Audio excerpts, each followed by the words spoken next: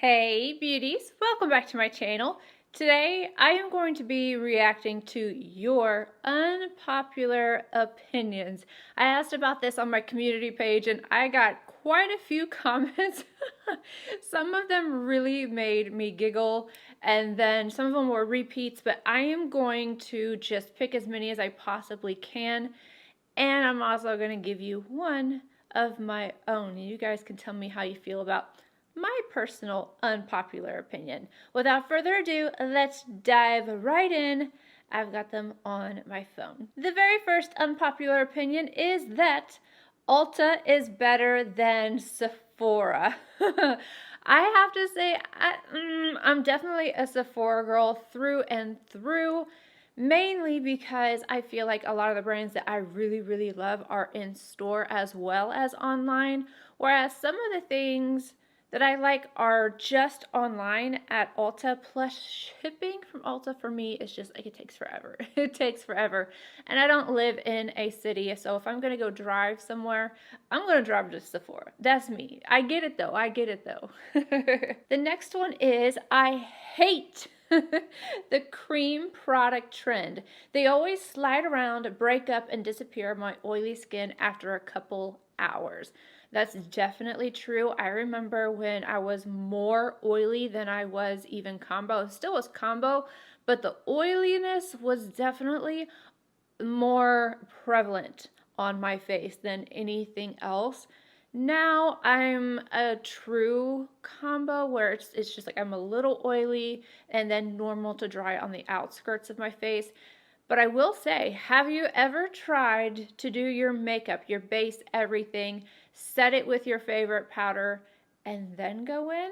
Because there's some cream to powder liquid, or I should say creams, yeah. Because there are some cream to powder formulas that work so beautifully on top of your finished foundation and concealer routine. If you haven't, you definitely should. Every influencer doesn't need to come out with their own brand.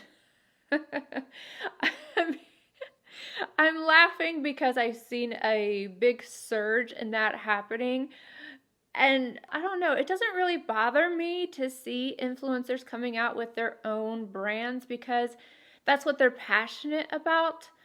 But I think it bothers me more whenever it's a celebrity, because I feel like, and it could be just in my head, it could be just me, but I feel like celebrities, you know, they wear makeup, but they don't have the enthusiasm for it that influencers do. And so that kind of goes along with the comment though. Not every single one of the influencers need a whole brand. I absolutely get what they're saying, but to me, if I had to pick between the two, I think it makes more sense to me for influencers to have their own brand. But there are a lot of them. There are quite a few of them. And then another part of this is all of Charlotte Tilbury's pink eyeshadows are orange in disguise. That's how I feel about her lip liner. Like, Pillow Talk lip liner is supposed to be this pink, and it is so orange on me. On my eyes, the Pillow Talk palettes definitely are pink on my eyes, but ooh, the liner is so orange. It is so orange on my lip. Most of the quote looks beauty YouTubers create would look terrible off camera. People are learning how to apply makeup that looks good under a ring light, but not in most normal settings. I have to agree there. I don't know that I would say most, because I know a lot of people that do just absolutely beautiful makeup, and then I see them even vlogging and whatnot, and it looks great in their car. And let me tell you something, if something looks good in your car, you know you've done it right. But for myself, I don't do anything on camera that I wouldn't do in real life.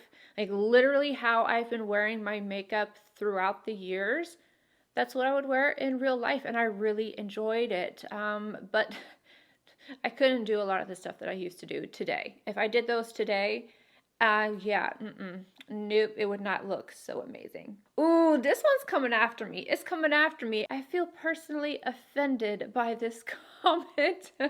I'm kidding though, I'm kidding. Primer doesn't do anything a moisturizer does. Yeah, I said it.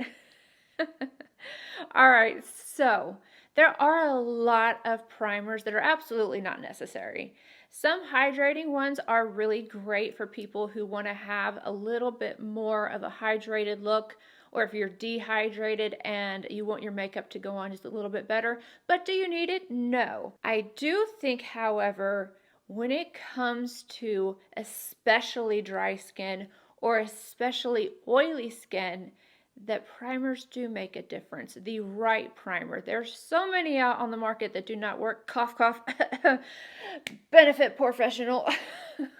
There's definitely good ones and bad ones. So I would say that it just depends on the person. Some people can get away with not wearing a primer and it looks amazing. Me, I don't usually wear a primer on the perimeter of my face. I do whenever I want it to look extra, extra smooth, like the La Mer. But on my pores, if I do not have my MAC Skin Refine Zone and Milk Makeup Blur Stick right on my pores, I'm telling you, you can see the difference. I feel like this person has to have normal skin. They have the best of the best of the best. They can use whatever they want and it looks good no matter what. But I'm not hating though. Limited edition collections are getting out of hand to the point that they are no longer exciting. I personally do not want to support companies and business models that are similar to fast fashion, such as ColourPop and Morphe, etc. I absolutely agree with this. It's not that I have a problem with any of those particular brands. I don't especially like Morphe. That's just a preference thing. It has nothing to do with what they put out or whatever. It's not for me. But I've mentioned this with ColourPop a lot recently. I've really liked a lot of things that ColourPop has put out, but they're dishing out so many things that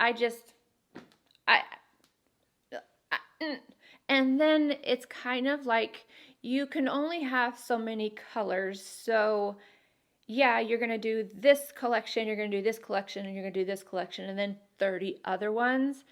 But they're going to have very similar shades, and then it's too constant. I thought MAC was bad about putting out constant collections, but no. ColourPop definitely gets the award for that. Mature eyelids can, in all caps, wear chrome. Morphe products aren't all that bad. And lip oils don't stay on your lips very long. So the first part, mature lids can wear chrome. Absolutely. I am not somebody who wants to stick to the rules 100%. I feel like you should do what makes you happy, and there are definitely different textures. Finding the texture of a chrome or a multi-chrome or anything like that is definitely key. Some of them are a little thicker. They might look a little crepier. And hey, if that doesn't bother you, it doesn't bother me. But there's also other ones that are they're so much smoother. And while they'll still emphasize a little texture, you can still wear them. I believe that you should wear whatever you want. And yeah, some Morphe products really aren't that bad, but I'm still not excited about the brand. But that's just me. And then lip oils don't stay on your lips very long. They don't. They really, really, really don't. I'm trying to use up the one from Ilia. Is it Ilia or Lila B? Oh, I don't remember. I talked about it. I was complaining about how much came out on the wand. So I have it by my bedside, and I'm telling you, I will wake up and I'm just like, where's it? It's gone. It's gone. So I like to keep a balm instead. The only ones that I really, really like are like the Clarins lip oils, the Dior, which you might as well get the Clarins one because it's less expensive. I like those. I'm not going to wear them with a lip liner and a full face and all this, but I love to have them on my lips because I find them to be very nourishing, very comfortable, but no, they don't last on the lips very long. So I agree. I love this one. I would have said this myself. I talk about it all the time. And so whoever wrote this, kudos to you. Metallics and satins, if they are good quality, look really nice blended into the crease. Watch Kinky Sweat for inspiration. Natasha Denona, Pat McGrath shadows, they all work this way. Absolutely. I love that. I actually kind of hate, like today I have my metallic into my crease, and then right around the edges, I'm wearing the Pat McGrath Divine Rose 2. I have the little peachy shade, but I am wearing a metallic on my lid into my crease. And it's funny because she mentioned Pat McGrath, and I have it underneath my lash line. You really can do this. This used to be a rule that I thought about all the time, and I would never put anything like that into the crease, but personally I like it. I feel like it makes the look very cohesive. I feel like it looks more blended out instead of having that straight line right at your crease, and it can make your eyes look a little bit bigger when you have the shade from your lid up in your crease. I think it's beautiful. I love the right type of satins and metallics in there, but she is right in saying that certain ones, because some of them, if they're too crumbly or they make your if they make your eyelids look crepey, it's better to go in with a different color satin. There is that stupid fly. It's better to go in with a different satin if you want to create that look, or possibly mix it, you know, kind of go back and forth. But I love, love, love, love, love, love to have a little texture in the crease instead of just a matte. Speaking of Pat McGrath, Sydney Grace has better shimmers than Pat McGrath. I have to agree. No, okay, hold on, to an extent, because the special shades are special. But when we're talking about the metallics, Sydney Grace is popping. I mean, I love them, not just because I have a collaboration with them. And mind you, I asked them because I love their formula so much. And they have an incredible multi-chrome formula as well. I think that they are absolutely amazing. The only thing is those special shades. Those, but I think that Sydney Grace could do it. I'm just waiting for it. I'm just waiting for it. Yes, this one I agree with too. Oh my gosh, this actually kind of irks my nerves. Okay, ready? It's so silly. The most silly things can really just like make me go, ah, stop it. A red or warm brown palette is not neutral. It's warm with an exclamation point. Neutral is in the middle, not warm, not cool. Say it. Say it so everybody can hear, for everybody in the back. That is so true. I think people are getting it confused, neutral and natural. I believe I mentioned that with the Biba palette. I think they are calling that, isn't it the all, I'm looking right now because I don't want to be sounding silly, but I believe that the Biba palette from Natasha Denona is the all neutral palette, and it irks my nerves. I'm like, no, you're an all natural palette. Let me look. I have to look to make sure that I am correct. Yep, it says all neutral. There's so many warm tones in that palette that it's not even funny. The next one reads, those refillable Hermes blushes packaging with the glue are a joke, 100%.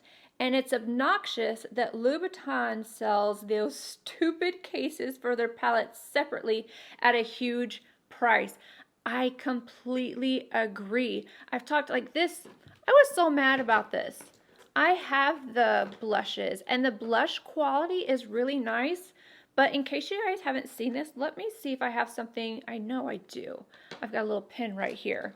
When I popped it open and I saw that glue, I was like, are you kidding me? What is this? Okay, so this is one of the Hermes blushes. Again, the texture is really nice, but just the packaging also I feel is terrible. That's a lie. It's not terrible, it's just not high end. Oh, you really got pushed too, because there's the glue. Can you see this? Yeah, what is this? Why is that there? I don't, yeah, I don't even know if I bought another one, do I have to glue it in? I don't know. And then I completely skipped on the Louboutin collection because I was just like, no. No, at some point, I know that I love high-end makeup. I love luxury makeup, but it has to be something special, and that's my opinion. And you know what you spend your money on, what I spend my money on, what other people spend their money on, we all like different things. But for me, being a high-end makeup lover, I absolutely agree. I'm just like, no. Eyeshadow matte shades that have tiny bits of glitter mixed throughout them is useless. Say it again for the people in the back. I love the way that they look in the pan, but then like you could swatch it, blow on it, and they're gone. There's only been one exception to this rule so far that I have found, and it is in one of the palettes that I actually don't recommend purchasing, but I really like this one particular shade. It is in the more natural toned version of the Prince palette from Urban Decay. It's like a grayish black, but you can use it wet and it is so sparkly, but it actually stays. I don't know if it's like a satin matte hybrid, but it actually works. And that's the only one that I can think of that actually looks that way. There isn't enough cool toned makeup, excluding shadows. Fair toned cool foundations are nearly impossible to find, and cool toned true light nude lip colors are literally impossible to find. They all either pull orange, and then I somehow or another, I messed up the rest of, I should have hit read more and I didn't, and then the post is now gone. So I have to tell you that that is one of the reasons why I created Kitten Liner, is because things like Pillow Talk, the liners, all that, they all pulled this orangey shade on me. And then one of my favorite liners, it got discontinued. So I was like, I want something that's long wear. I want it to be a true neutral pink. And that's what I did, because that is so true. I have the hardest time finding liners. Like Iconic Nude from Charlotte Tilbury, it pulls gray on me. And then Pillow Talk pulls orange. All of the light pinks that are supposed to be pinks, no, they all turn orange on me, so I totally feel you. Satin eyeshadow doesn't deserve all the hate it gets. Brown Black mascara is criminally underrated. I agree with the satins. I think that people are more just used to having very pigmented mattes, these shiniest of the shiny metallics, and they don't want anything else. And there is nothing wrong with that. There really isn't anything wrong with that. But there are other formulas that are just softer, like the Serat palette. It is such a beautiful texture that, yeah, I feel like a lot of people just don't get it. Like, that's not worth it. And to each their own. It's not worth it to you. I completely understand. But I'm with her. I absolutely love satin shadows. I think that they are so beautiful. Brown Black mascara, if you're looking for something more subtle, it is very, very nice to have. I personally don't use them because I love for my lashes to be loud and in charge. as black can be, but that's just a personal preference. Oh no, decluttering is overrated. I love to collect makeup. I do too. I watch all the decluttering videos only because I love to see everyone's collections. Hashtag, I'm not a hoarder. I absolutely understand where you're coming from. I declutter things when they go out of, shelf life is gone and it just, isn't going to be working anymore. Or if I'm not using it, I love gifting makeup to people. But there's a lot of things that I haven't used in my collection for quite a while. I have a basket in my beauty room closet for collector's items only. So, I mean, I get it. But I like both ways. I don't like to have so much that I'm overwhelmed and I don't know what I have or where it is. But I do like to collect. I absolutely like to collect. Buying multiple bronzers is overrated. Once you blend them out, they all look the same. All you need is one cream, one powder, and maybe one luminous bronzer. I understand the one cream, one matte, and one luminous. Fully there with you on that. And I actually have to admit that bronzers are one of the things that I have the least amount of. And it's probably because that's true. But I like different textures. As the makeup industry grows, different formulas come out, and then something that you thought you really loved gets replaced by something else. I do try to pan and use up as much as humanly possible, But, so I'm kind of like 50-50 on this one. I don't think you need to have a bunch of bronzers. Not the average consumer. Me as a YouTuber, where this is my job, I do try more, but still, if you look at my entire collection, the thing that I have the least amount of is bronzers. YouTubers can hate on other YouTubers, and it doesn't mean they're evil or unsupportive. I don't want to hate on anybody, but I do think that it is okay to criticize. I had some criticism with Tiny Marvels. It's totally fine. I had criticism with my lipsticks. Totally fine. I don't have like, when I hear those things, it doesn't bother me. You know, I just take it as feedback and you grow from it.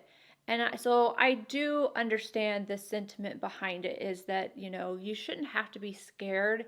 Like, man, you know, I really feel this way, but if I say anything, you're going to get attacked.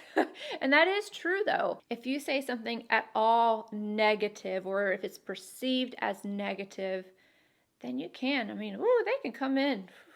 And your comment section is not a place you want to be anymore. I kind of want skinny eyebrows to come back in style, so my over-plucked brows will be cool again. Oh, I just want to show you this picture so badly. If I find it, I will insert it. Okay, so a lot of you guys know this story, but some of you will not. I kind of go back and forth.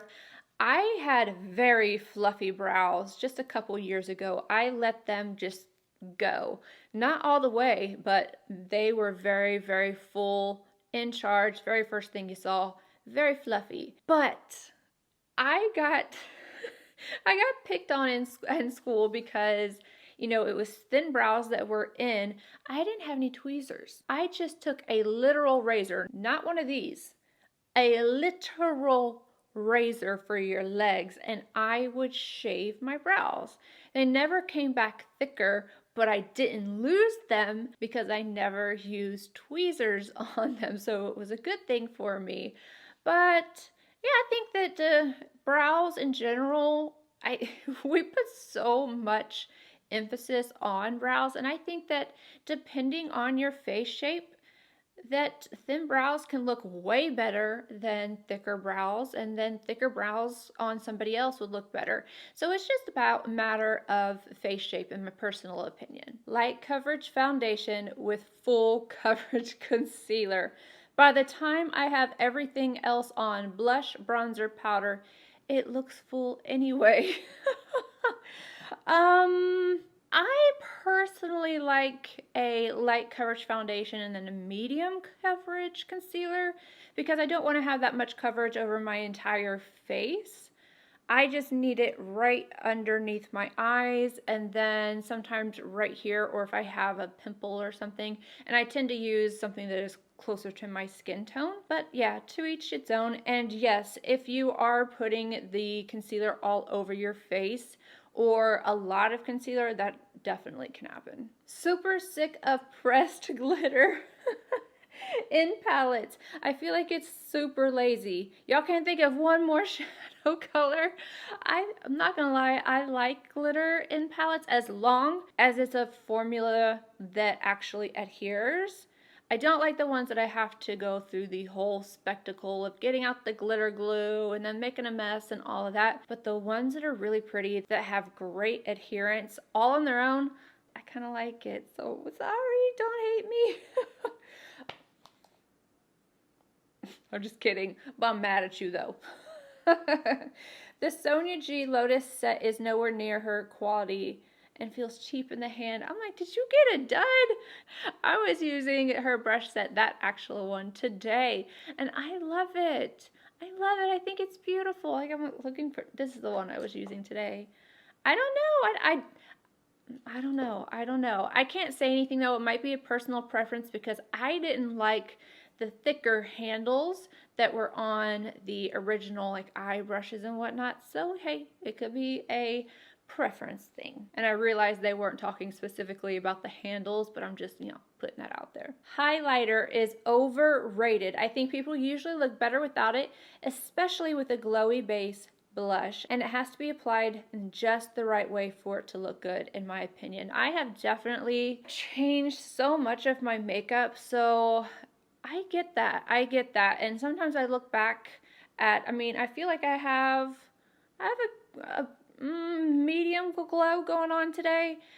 And I used to pile on the highlight. So I think that after you stop doing it, you do kind of see, like, maybe, you know, that wasn't the best decision. Or sometimes it just looks good on some people, no matter how much they put on. There's like Kelsey, oh my gosh. She can put on so much highlighter, but her skin's so smooth and she has those cheekbones coming up. It looks beautiful on her. So again, I think that's, you know, to each their own. False lashes are overrated.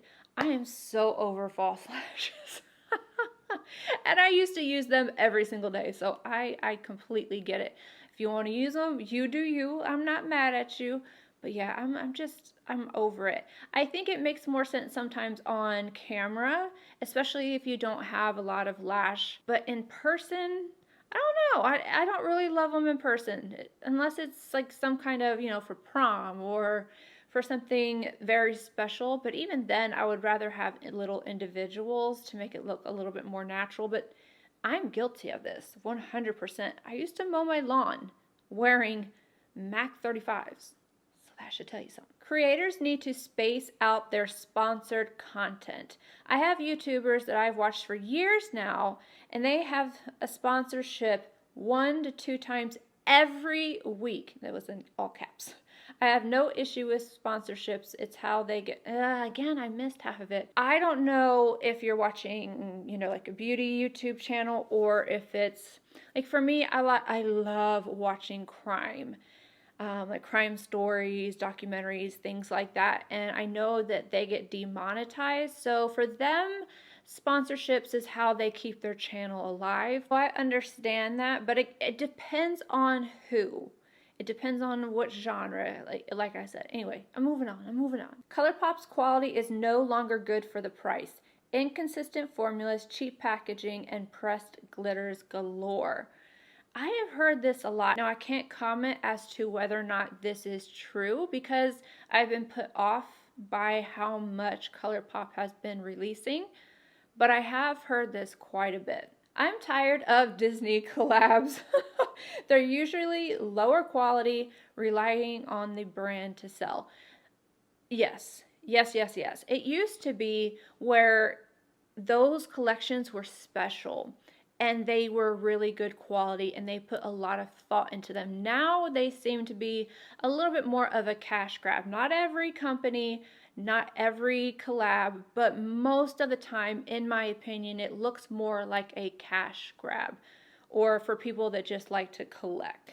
We are going to look back on the heavy blush trend and bushy brows and have regrets. I'm already there because I'm looking back at some of my videos. I'm like, girl, you need a trim. You need a little trim. Just like all the way across.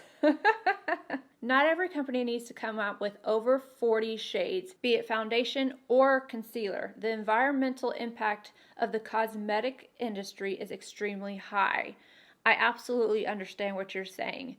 The only thing that I will add to that is if you're not coming out with a larger shade range, come out with diversity. You can come out with, you know, 10 concealers and have it be diverse, not having 10, like 7 of light medium and then 2 being medium to maybe a little dark. You have to have the variance there. That's the only thing I would say about that, is like it is possible to come out with smaller amounts of makeup and still have diversity.